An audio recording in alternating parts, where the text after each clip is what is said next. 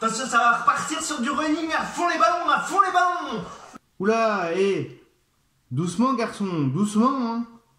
Va pas trop vite, hein. Bah, pourquoi? Pourquoi?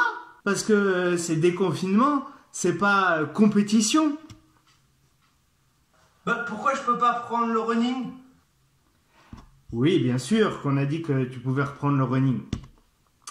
Mais il va peut-être falloir reprendre intelligemment, non? Ah, d'accord. Alors, comment je vais reprendre le running? Tu m'expliques? Alors, avant de répondre à comment reprendre le running, on va regarder un petit peu ce qui s'est passé. Ok? Parce que pendant la période de confinement, on perd nos capacités en fait musculaires. Mais c'est pas grave. Ok? Ça, c'est pas grave. C'est normal, tu vois? Eh oh! J'ai fait du sport, moi. Hein. Attention, hein. Eh. Alors oui, je suis d'accord, tu as fait un peu de sport, tu t'es entretenu, ça c'est bien et c'est profitable. Et bravo à toi d'ailleurs. Ok, mais bien évidemment, on a fait beaucoup moins de pas dans la journée. On a diminué en fait considérablement quand même notre activité physique globale, générale. Donc on a entretenu notre masse musculaire, c'est vrai. Mais par contre, on a quand même perdu en capacité. Et c'est ça le danger. Ok, donc ce qui est important, c'est de penser à une chose, c'est que plus on va reprendre en progressivement, meilleur on va reprendre. Ok? Donc une reprise dure, on pourrait dire que c'est égal à blessure. Oui, reprise dure égale blessure. Ouah, Greg, encore une punchline avec du rythme. Bah, bah, bah, bah. Merci, merci. Alors, pourquoi on va reprendre progressivement? Parce que si tu reprends très rapidement, donc il y a plein de blessures potentielles qu'on pourrait avoir. Donc les premières à laquelle j'ai pensé tout de suite, c'était les périostites ou les syndromes rotuliens. Okay, donc c'est pour ça qu'il faut laisser le temps en fait au corps à s'adapter. Si on devait donner quelques conseils, on va te dire que il te faut... T'as passé combien de temps à peu près en confinement à domicile? 40 jours, je crois, à peu près, hein. Quelque chose comme ça.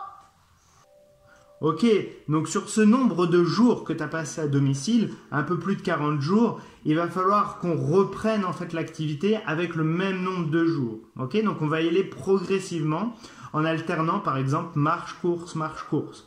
Et ce qui est important, mais ça, l'État va justement bien t'aider, puisque pour l'instant il n'y a pas de compétition annoncée, mais ça serait idiot de refaire une compétition tout de suite. Okay, donc il faut vraiment aller dans la progressivité du travail. Et surtout, pas de grosse charge de travail sur le premier mois. Okay, donc les premières semaines, je te conseille d'alterner marche et course et de sortir en course ou trail seulement 2 à 3 fois dans la semaine. Okay, et moins de 30 minutes. Après, rien ne t'empêche la première semaine de faire beaucoup de randonnées. Et ça sera que profitable. Okay, mais alterne bien quand tu vas courir, marche et course. Okay, pour ma part, je suis adepte en fait d'une règle de course à pied qui est très simple, qui s'appelle les 3 P. Okay, donc qu'est-ce que c'est les 3 P? C'est progressivité, patience, persévérance. Okay, ça c'est important. Alors, quand je parle de progressivité, de quoi parle-t-on? On parle de travailler intelligemment. Ça, c'est pas facile, hein. Oui, c'est pas évident, mais on va travailler intelligemment. Donc, il est essentiel d'avoir un volume de travail qui soit en corrélation avec ton activité de confinement. Ok? Donc, qui a diminué fortement. Donc, on va travailler progressivement pour laisser le temps au corps de revenir et de revenir comme avant. Ok? Alors, progressivité, work 1, work 2, work 3. Ok, travail première semaine, deuxième semaine, troisième semaine. Les 3 premières semaines, on va dire que c'est de la remise en forme, on se remet en action et on va travailler tranquillement. Ok, work, work, work, tranquille. Ok, donc première semaine, je te conseille, très simple, moins de 30 minutes ou 30 minutes, ok? Tu alternes 5 minutes de course à pied, 2 minutes de marche, 5 minutes de course à pied, 2 minutes de marche, ok? On fait ça 3 fois dans la première semaine. Il faut que ça reste assez accessible, assez facile. Et en complément de ces 3 fois où on alterne course-marche, eh bien tout simplement, tu vas pouvoir aller randonner, te balader à des faibles intensités, ok? Deuxième semaine, on amène notre activité à 45 minutes d'activité et on continue à garder un mode footing où on alterne course-marche. Dès que tu sens que ça devient difficile, tu prends un petit peu de marche, ok? Donc on peut faire, par exemple, deuxième semaine, 6 à 8 minutes de course, toujours 2 minutes de marche, ok? 6-8 minutes de course, 2 minutes de marche. Et on va y aller progressivement, pareil, 2 à 3 fois dans la semaine et on complète par de la randonnée. Ok? La randonnée, c'est sympa aussi, hein? Troisième semaine, on augmente, on va travailler sur l'heure. Ok? Donc, ce que je te conseille, c'est de partir pendant une vingtaine de minutes footing, tranquille, cool, aisance respiratoire. Il faut vraiment que ça soit facile. Et après, une fois que tu as fait une vingtaine de minutes de footing, on va prendre 5 minutes pour marcher. Okay? Ensuite, on alternera 2 périodes de 10 minutes. Okay? Donc 10 minutes de course à pied, 2 minutes de marche, 10 minutes de course à pied et on termine par 2 minutes de marche. Okay? Et ça sera très bien. On aura fait un peu plus d'1 heure, tranquillement, mais 1 heure de temps actif, de travail, de course, ok? Et là, on commencera à être prêt pour aller à la 3e semaine, à la 4e semaine, à la dernière semaine, ok? Ça, c'est important. Donc, on y va tranquillement, ok? Rappel de la progressivité. Deuxième P, c'est la patience. Patience, pourquoi? Parce qu'on va y aller step by step. Étape par étape. Ok, on fait d'abord une période de remise en forme. On prend son mal en patience, on y va cool, je sais. Alterner marche, course, des fois c'est un peu routinier, mais ça a du bon. Pourquoi? Ça a du bon pour les jambes, ça a du bon pour ton cœur, ça a du bon pour ton corps et pour le laisser le temps à revenir tranquillement. Ok?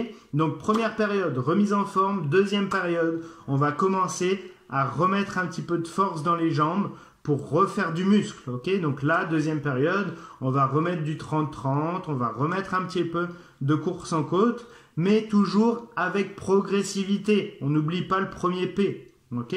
Donc patience, tranquillement, on est parti pour 6 à 8 semaines de reprise d'activité physique, ok? D'activité de running, de trail. Donc patience, patience. Et le troisième P, ça va être la persévérance. Okay? Pourquoi persévérance? Parce qu'une fois qu'on a fait notre travail, on va persévérer. On va refaire encore un plan pour redévelopper et revenir donc à nos capacités maximum et même aller un petit peu au-dessus ce coup-ci. Donc on va continuer dans le travail. C'est la continuité. On ne s'arrête pas à la première semaine, on ne s'arrête pas à la deuxième semaine, mais on continue. Et on va répéter les exercices pour pouvoir progresser, ok?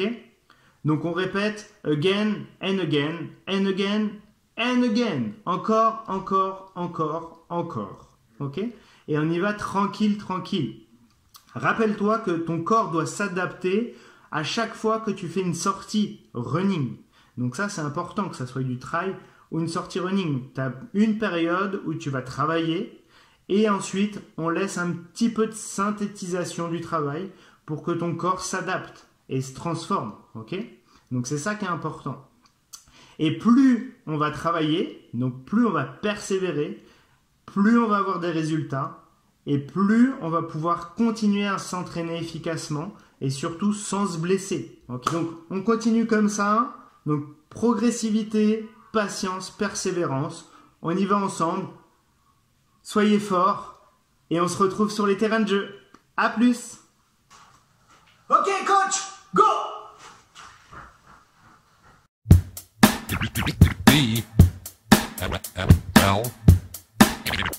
X Deluxe.